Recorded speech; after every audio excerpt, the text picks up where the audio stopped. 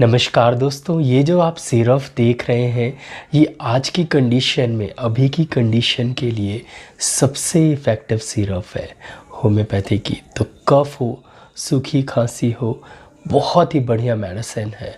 बहुत ज़्यादा कफ जमा हो, ये बहुत ही अच्छी मेडिसिन है। और अभी की जो प्रॉब्लम्स है उसके लिए बहुत ही अच्छी मेडिसिन है, जो कि आप समझ ही गए होंगे। एक ढक्कन सुबह, दोपहर, शाम और रात को पीजिए, 3 दिन तक पीजिए, आपकी प्रॉब्लम ठीक हो जाएगी। वीज़ल मिक्सचर कफ सिरप।